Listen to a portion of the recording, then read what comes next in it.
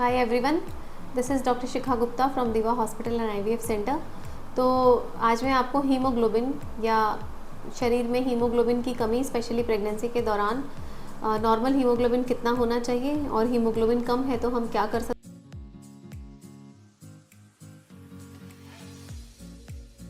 तो normally pregnancy में haemoglobin 11 से ऊपर होना चाहिए, बहुत अच्छी बात है।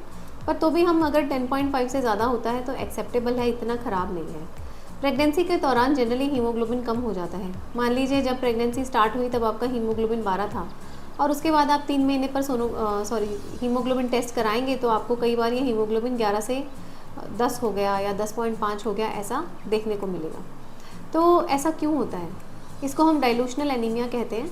बेसिकली जब प्रेगनेंसी हो जाती है उसके बाद खून पतला हो जाता है और एज सच अगर अपन देखें तो हीमोग्लोबिन की कमी नहीं होती, पर लेकिन वो खून के पतला होने की वजह से रिपोर्ट में जो है वो हीमोग्लोबिन कम दर्शाता है। प्रेगनेंसी में हीमोग्लोबिन का क्या महत्व है? एक्चुअली प्रेगनेंसी में हीमोग्लोबिन का महत्व पूरी प्रेगनेंसी के दौरान बच्चे के पोषण के हिसाब से इम्पॉर्टेंट होता है और मदर के पोषण के हिसाब से भी इम्पॉर्टेंट होता है। अगर माँ में खून की कमी होगी तो बच्चे को ग्रोथ प्रॉब्लम होने की संभावनाएं रहती हैं। बच्चे का वज़न कम होना, बच्चे का कमज़ोर होना, टाइम से पहले डिलीवरी होना, ये सब प्रॉब्लम्स खून की कमी की वजह से आ जाती हैं। खून की कमी की वजह से इन्फेक्शन होने की संभावनाएं भी बढ़ जाती हैं।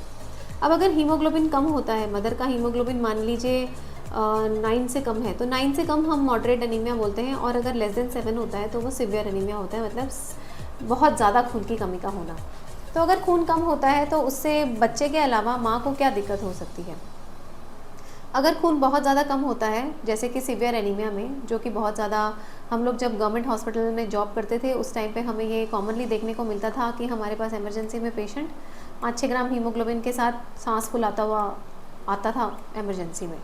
खून की कमी की वजह से एक्चुअली प्रेगनेंसी के दौरान, प्रेगनेंसी एक हाइपर डायनामिक स्टेट होती है जिसके अंदर हार्ट की एक्टिविटी और पूरे सर्कुलेशन की एक्टिविटी बहुत बढ़ जाती है।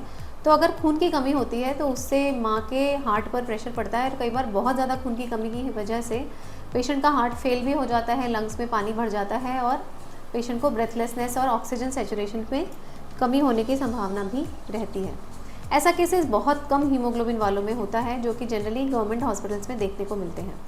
नॉर्मली हम लोग जो प्राइवेट प्रैक्टिस है उसके अंदर हमें मॉडरेट और माइल्ड एनीमिया के पेशेंट्स मिलते हैं, जिसमें हीमोग्लोबिन 8 से 11 के बीच में जो कहेंगे उसको हम एनीमिया कहेंगे।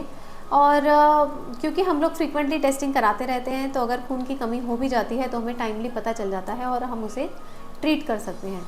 कॉमनली जो खून की कमी होती है प्रेग्नेंट पेशेंट में, वो या तो आयरन की कमी की वजह से होती है, नहीं तो एक प्रॉब्लम होती है थैलेसीमिया, जिसमें कि खून बनता तो है पर लेकिन जल्दी खून जो है, रेड ब्लड सेल्स जो है वो ब्रेक हो जाते हैं और हीमोग्लोबिन की कमी हो जाती है। तो थैलेसीमिया के केस में तो हम कुछ कर नहीं सकते। थैलेसीमिया के केस में तो खून की कमी अगर प्रेगनेंसी के दौरान अगर 7 से 8 ग्राम हो गई है तो हमें बस मरीज़ को यही समझाना होता है कि भाई डिलीवरी के दौरान आपको ब्लड की व्यवस्था करनी पड़ सकती है। प्रेगनेंसी के दौरान अगर ज़्यादा कमी हो जाती है, जैसे कि सिकल सेल एनीमिया के पेशेंट्स होते हैं, तो उनको प्रेगनेंसी के दौरान भी ब्लड चढ़ाने की ज़रूरत पड़ जाती है। थोड़े दिन पहले अभी मेरी ओपीडी में एक पेशेंट आया था जिसका हीमोग्लोबिन 5 ग्राम था और उसकी प्रेगनेंसी सिर्फ 2 महीने की थी। तो अब इस हीमोग्लोबिन 5 ग्राम का हम क्या करेंगे, क्योंकि शुरू के 3 महीने में तो आयरन टैबलेट भी नहीं दे सकते और 5 ग्राम इतना कम है कि उसमें आयरन वायरन का कोई रोल नहीं है। उसके अंदर आपको पेशेंट को एटलीस्ट 2 to 3 ब्लड यूनिट्स देने ही पड़ेंगे ताकि पेशेंट खुद भी ठीक रह सके और उसका बच्चा भी ठीक से ग्रो कर सके। अगर हम रूटीन में देखें तो अगर हीमोग्लोबिन की कमी, जैसे कि हीमोग्लोबिन अगर 8 से 10.5 के बीच में होता है और हमें ये पता चलता है कि पेशेंट को आयरन की कमी है, तो पेशेंट को हम आयरन टैबलेट्स और आयरन का डाइट चार्ट देते हैं। ये दोनों चीज़ें करने के बाद हम पेशेंट का 1 महीने में वापस से हीमोग्लोबिन रीटेस्ट करते हैं। अगर पर मंथ उसका हीमोग्लोबिन 1 ग्राम के हिसाब से राइज़ कर रहा है तो बहुत अच्छी बात है।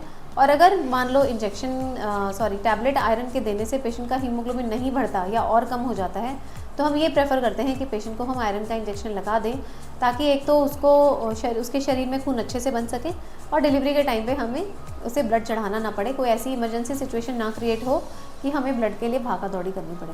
स्पेशली अगर RH नेगेटिव पेशेंट्स होते हैं जिनका ब्लड मुश्किल से मिलता है, तो उन लोगों के लिए ये बहुत इंपॉर्टेंट हो जाता है कि उनका हीमोग्लोबिन 11 के आसपास रहे। तो जनरली ये हमारी टेंडेंसी होती है जब भी पेशेंट कोई हीमोग्लोबिन की कमी के साथ हमारे पास आता है। ये तो जनरल बातें हो गई। अगर ये सब करने के बाद या हमें ऐसा लगता है कि टेस्टिंग्स में सब कुछ नॉर्मल आ रहा है और फिर भी खून की कमी होती है, तो फिर फर्दर टेस्टिंग करी जाती है इन पेशेंट्स की कि इनको खून की कमी क्यों हो रही है। आज जो हमने ये वीडियो बनाया है उसके परव्यू के बाहर है कि अदर कॉजेज़ फॉर एनीमिया, मतलब दूसरे कारण एनीमिया के क्या हो सकते हैं और उस पर हमें क्या करना चाहिए। नॉर्मली बॉटम लाइन ये है कि आयरन की कमी जब होती है तो आयरन की टैबलेट या आयरन का इंजेक्शन दिया जाता है, और दूसरे कारणों में अगर हम कुछ नहीं कर पाते तो हमारे पास ब्लड चढ़ाने के अलावा और कोई ऑप्शन नहीं रहता है। Thank you.